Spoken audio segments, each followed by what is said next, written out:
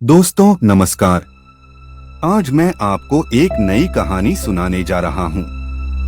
कहानी का शीर्षक है बड़ा बलिदान किसका। चलिए अब हम शुरुआत करते हैं। तैयार हो जाइए और मेरी बात सुनते रहिए। हर बार की तरह राजा विक्रम फिर बेताल को पेड़ से नीचे उतारता है और पीठ पर लादकर उसे योगी के पास ले जाने के लिए चल देता है। ऐसे में एक बार फिर बेताल राजा विक्रम को बोलने पर विवश करने के लिए एक नई कहानी कहना शुरू करता है। कहानी है राजा रूपसेन और अंगरक्षक वीरवर की। वर्धमान राज्य में रूपसेन नाम का एक राजा राज किया करता था। राजा बहुत ही साहसी, दयालु और न्यायप्रिय था। यही वजह थी कि केवल वर्धमान में ही नहीं बल्कि उसके राज्य से सटे सभी राज्यों में भी राजा रूपसेन के व्यक्तित्व की मिसाल दी जाती थी। एक दिन रूपसेन के दरबार में वीरवर नाम का एक व्यक्ति आया। जब राजा ने उसके आने की वजह पूछी तो वीरवर बोला, मुझे नौकरी चाहिए और मैं अंगरक्षक के तौर पर आपकी सेवा करना चाहता हूँ। वीरवर की यह बात सुनकर राजा ने कहा, मैं तुम्हें अपना अंगरक्षक बना सकता हूँ, लेकिन उसके लिए तुम्हें अपनी कार्यकुशलता सिद्ध करनी होगी ताकि मैं यह तय कर सकूं कि तुम मेरे अंगरक्षक बनने के लायक हो भी या नहीं। राजा की यह बात सुन वीरवर फौरन तैयार हो गया। उसने अपने बाहुबल के साथ अपना शस्त्र कौशल भी दिखाया। वीरवर की सभी विशेषताओं को देखकर राजा रूपसेन बहुत प्रभावित हुआ। राजा ने पूछा, वीरवर बताओ, अगर मैं तुम्हें अपना अंगरक्षक बनाता हूँ तो तुम्हें प्रतिदिन खर्च के लिए क्या चाहिए। राजा के इस सवाल पर वीरवर बोला, महाराज आप मुझे 1000 तोले सोना दे देना। वीरवर का इतना कहना था कि दरबार में मौजूद सभी लोग हैरान होकर वीरवर की ओर देखने लगे। राजा रूपसेन भी वीरवर की मांग पर आश्चर्य में पड़ गया। वो भी क्यों न, वेतन के रूप में वीरवर ने इतनी बड़ी रकम जो मांग ली थी। राजा ने गंभीर होकर वीरवर से पूछा, तुम्हारे परिवार में कितने लोग हैं। वीरवर ने उत्तर दिया, कुल 4 महाराज, मैं, मेरी पत्नी, एक बेटा और एक बेटी। वीरवर का जवाब सुन राजा ने मन ही मन सोचा कि आखिर 4 लोगों के भरण पोषण के लिए इसे इतने धन की क्या आवश्यकता। फिर कुछ सोचकर उसने वीरवर को 1000 तोला सोना प्रतिदिन बतौर खर्च देने की बात मान ली। काम सिर्फ इतना था कि उसे हर रात राजा की सुरक्षा के लिए राजा के कक्ष के बाहर पहरा देना था। राजा यह जानना चाहता था कि वीरवर इतने धन का क्या करेगा। उसने वीरवर को 1000 तोला सोना देकर रात में नौकरी पर आने को कहा और गुप्त रूप से कुछ सैनिकों को उसके पीछे लगा दिया। वीरवर नौकरी और मनचाहा वेतन पाकर बहुत खुश हुआ। वीरवर सोना लेकर खुशी खुशी घर गया और आधा सोना ब्राह्मणों में बांट दिया। बाकी जो आधा बचा उसके 2 हिस्से किए। एक हिस्सा वैरागियों, सन्यासियों और मेहमानों को दिया। फिर बचे हुए सोने से अनाज मंगाया और बढ़िया पकवान बनवाए।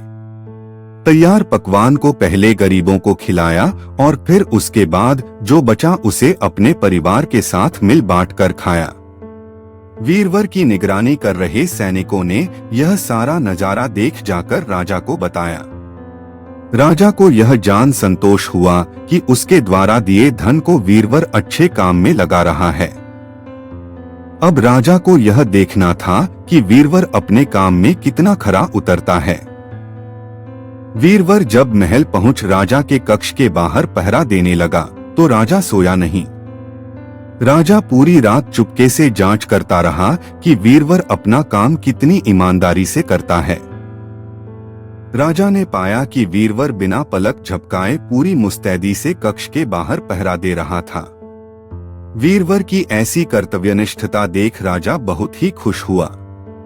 वीरवर प्रतिदिन इसी तरह सूरज ढलते ही महल पहुंच जाता और राजा की सुरक्षा में तैनात रहता। जब भी राजा को किसी भी चीज की जरूरत होती, वीरवर हमेशा हाजिर रहता। ऐसे ही देखते देखते कई माह गुजर गए। एक रात कुछ अजीब घटना घटी। राजा ने आधी रात किसी स्त्री की रोने बिलखने की आवाज सुनी। स्त्री की आवाज सुन राजा बहुत हैरान हुआ। राजा ने वीरवर को बुलाया और कहा, जाओ और पता लगाकर आओ कि इतनी रात को कौन रो रहा है। साथ ही उसके रोने की वजह भी मालूम करना। राजा का आदेश मिलते ही वीरवर वहां से फौरन उस स्त्री के रोने का कारण जानने के लिए निकल पड़ता है। थोड़ी दूर जाने के बाद वीरवर को एक स्त्री दिखाई दी। वह स्त्री सिर से पांव तक गहनों से लदी हुई थी। वह कभी नाचती, कभी कूदती और कभी सिर पीट पीट कर रोती। यह सब देख वीरवर उस स्त्री के पास गया। उसने स्त्री के ऐसा करने के पीछे का कारण पूछा। वीरवर के पूछने पर स्त्री बोली, मैं राजलक्ष्मी हूँ। रोती इसलिए हूँ कि राजा रूपसेन की जल्द ही मौत होने वाली है। उनकी कुंडली में अकाल मृत्यु लिखी है। अब उनके जैसा न्याय प्रिय और कुशल राजा चला जाएगा तो मुझे किसी और के अधिकार में रहना पड़ेगा। इसी बात का मुझे बहुत दुख है। राजा की मौत की बात सुनकर वीरवर ने राजलक्ष्मी से पूछा, क्या इस मुसीबत को टालने का कोई उपाय नहीं है? इस पर राजलक्ष्मी बोली, उपाय तो है, लेकिन क्या तू कर पाएगा? वीरवर बोला, आप मुझे उपाय बताएं, मुझसे जो भी बन पड़ेगा मैं अवश्य करूंगा। वीरवर के हामी भरते ही राजलक्ष्मी बोली, पूर्व की दिशा में यहाँ से कुछ दूर एक देवी का मंदिर है। अगर उस मंदिर में तू देवी के चरणों में अपने बेटे की बलि दे देता है तो राजा पर आने वाला संकट टल जाएगा। उसके बाद राजा 100 साल तक बिना किसी तकलीफ के जीवित रहेगा और राज कर पाएगा। राजलक्ष्मी की यह बात सुन वीरवर घर की ओर चल देता है और घर पहुंचकर सब हाल अपनी पत्नी को बताता है। इतने में उसका बेटा और बेटी भी जग जाते हैं।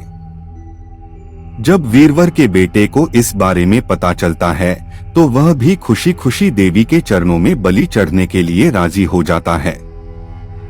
वीरवर का बेटा कहता है, सबसे पहले यह आपका आदेश, दूसरा राजा का जीवन बचा पाऊं, तीसरा देवी के चरणों में मृत्यु, इससे बड़ा सौभाग्य मेरे लिए और क्या होगा पिताजी। आप अभी चलिए, मैं आपके साथ चलता हूँ। बेटे की यह बात सुन वीरवर अपने पूरे परिवार को साथ लेता है और देवी के मंदिर पहुंच जाता है। मंदिर पहुंच वीरवर ने अपनी तलवार निकाली और यह कहते हुए, माँ यह बलि स्वीकार करो और मेरे राजा को लंबी आयु प्रदान करो, बेटे का सिर धड़ से अलग कर दिया। भाई की मौत पर वीरवर की पुत्री भी माता के चरणों में सिर पटक कर अपनी जान दे देती है। पुत्र और बेटी दोनों के मर जाने पर वीरवर की पत्नी कहती है, पुत्र और पुत्री दोनों को खोने के बाद मैं भी जीना नहीं चाहती। इतना कहते हुए वीरवर की पत्नी वीरवर के हाथ से तलवार छीन अपना शीश माता के चरणों में चढ़ा देती है। पत्नी की मृत्यु के बाद अब वीरवर सोचता है कि मैं अपने परिवार में अकेला रह गया हूँ तो फिर मेरे जीने का भी क्या फायदा। यह सोचते हुए सामने पड़ी तलवार से वह खुद को भी खत्म कर लेता है। जब इस बारे में राजा रूपसेन को मालूम हुआ तो वह भी मंदिर पहुंचे और सारा नजारा देख बहुत दुखी हुए। उन्होंने सोचा कि मेरी जान बचाने के लिए 4 लोगों ने अपनी जिंदगी गंवा दी, ऐसे में धिक्कार है मेरे राजा होने पर, ऐसे जीवन का मैं क्या करूंगा। बस यही सोचकर राजा अपनी तलवार खींच लेता है। राजा अपनी तलवार से अपनी गर्दन काटने जा ही रहा था कि तभी अचानक वहां देवी प्रकट हो जाती हैं। देवी कहती हैं, राजन मैं तेरे साहस से प्रसन्न हूँ। तू जो भी वर मांगेगा तुझे वह हासिल हो जाएगा। देवी की यह बात सुन राजा कहता है, देवी आप वीरवर और उसके परिवार को जिंदा कर दो। देवी तुरंत वीरवर और उसके पूरे परिवार को दोबारा जिंदा कर देती हैं। इतना कहकर बेताल बोला, बताओ विक्रम, इन सब में सबसे बड़ा बलिदान किसका? विक्रम बोला, बेताल सबसे बड़ा बलिदान राजा का हुआ। बेताल ने पूछा, वो क्यों? विक्रम बोला, सुनो, पिता की आज्ञा का पालन करना पुत्र का धर्म होता है। सेवक का अपने राजा के लिए अपने प्राण दे देना उसका कर्म। वहीं अगर राजा अपने सेवक के लिए अपनी जान देने को तैयार हो जाए तो वह बड़ी बात है। इसीलिए राजा का बलिदान ही सबसे बड़ा हुआ। विक्रम से यह जवाब पाकर बेताल कहता है, बहुत खूब विक्रम, तूने सही जवाब दिया, लेकिन तू भूल गया, मैंने कहा था कि तू बोला तो मैं चला। इतना कहकर बेताल फिर वहीं पेड़ पर जाकर उल्टा लटक जाता है। कहानी से सीख, एक सच्चा राजा और नेता वो होता है जो अपनी प्रजा के लिए हमेशा समर्पित रहता है और उसके लिए जान की बाजी भी लगाने को तैयार रहता है। आशा करता हूँ कि आप लोगों को ये कहानियाँ पसंद आ रही होंगी। अगर आप लोगों को ये कहानियाँ पसंद हैं तो अपने दोस्तों के साथ शेयर जरूर करें, क्योंकि ज्ञान बताने से बढ़ता है।